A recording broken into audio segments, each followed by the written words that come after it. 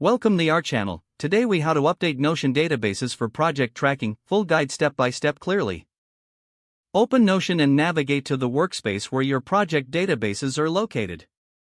Identify the database you wish to update for tracking purposes. Click on the database to open it in full view. Review the existing columns and properties of your database. Decide which new properties you need to add to enhance project tracking.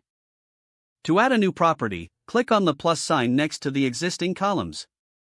Choose the property type based on the information you want to track, such as text, date, or select. Name the new property clearly to reflect its purpose. If applicable, set default values for the new property to streamline data entry. Next, organize the database layout for better visibility. Drag and drop columns to rearrange their order according to your preferences. Consider grouping or filtering entries to help manage your projects more effectively. To add a filter, click on the filter option in the top right corner. Select the criteria for filtering, such as status or due date. Once filters are set, review the visible entries to ensure they meet your tracking needs. If you want to track deadlines, add a date property to each project entry.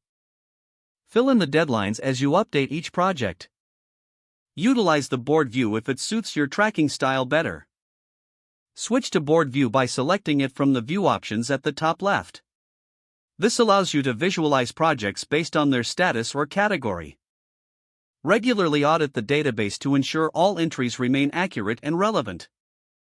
Update status labels consistently as projects progress through various stages. Consider integrating tasks from your database into a calendar view for an overview of deadlines. To create a calendar view, select Add a View and choose Calendar. Link your task deadlines to this view for an organized display. Monitor your project database frequently to adapt as priorities shift. Utilize comments and mentions within the database to facilitate team communication. At the end of each week, review completed entries for performance insights. Adjust your tracking strategy as needed based on your ongoing evaluation. Don't forget to like this video and subscribe to our channel for more step-by-step tech guides.